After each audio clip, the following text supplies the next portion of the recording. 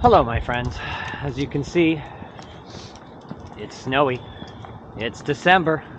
It's almost the end of the year, and this is the certainly the crummiest time of the year to be a dog trainer without a facility. As a private trainer, I'm still out here doing it in the cold, doing it in the snow all year round. That's the way it goes. And if you've been following the videos about Chickpea, as you can see, Chickpea is looking great, and we had our last physio appointment with SOAR veterinary clinic in Burlington yesterday, and they graduated her. They said, thumbs up, she looks great, she doesn't seem to have much weakness or anything left, and they don't feel that physio is going to help. She's good to go.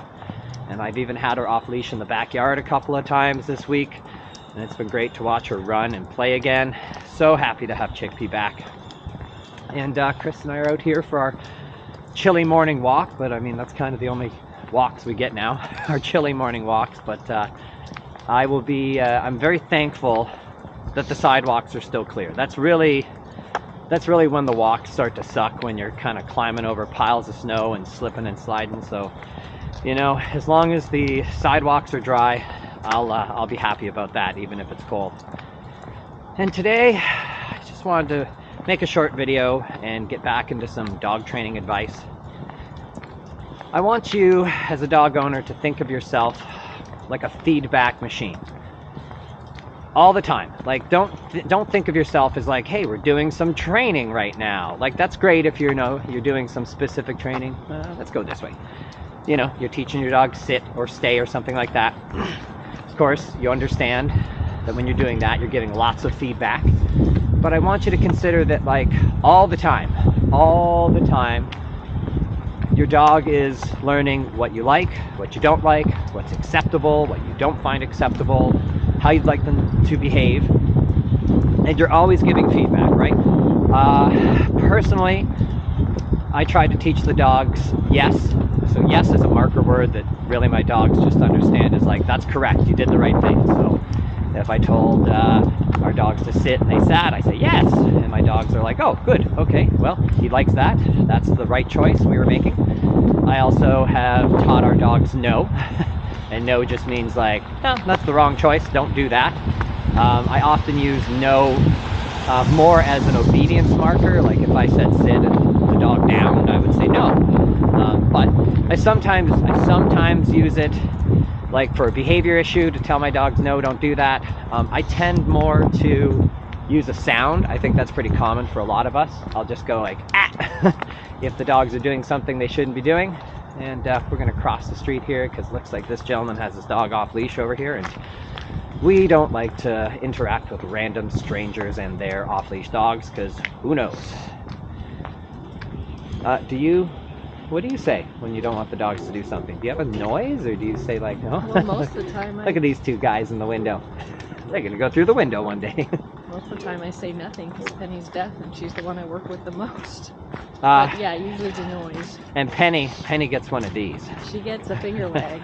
Thumbs up and a finger wag. Yeah, thumbs up and a finger wag. Not really sure how well it works, but... Oh, I know when I give this, she knows the finger I wag. know Penny knows that I'm not happy. And I'm sure she can read our whole demeanor. Like if I'm giving Penny a thumbs up, I'm like, I'm smiling, I just look a different way that Penny would understand. Sometimes you give the thumbs up and the ears go back like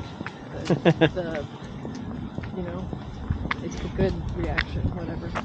So yeah, even our deaf dog understands feedback from us, but just always kind of think like it's all the time. It's not just like when you're training.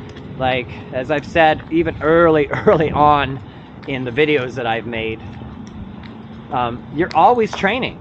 Like, if your dog's eyes are open and your eyes are open, you're awake, you're training, all the time. You're letting your dog know that's good. Hey, you're fine to be on the furniture, or no, you're not fine to be on the furniture. Or, yes, I like this behavior, I don't like this behavior. And you've got to be always giving feedback to your dog and letting them know what you like and what you don't like. I don't think that's any different than raising a child, like a human, right? But our dogs are the same. They're social creatures. They're looking for social cues from us. They're looking for what is okay to do and what is not okay to do.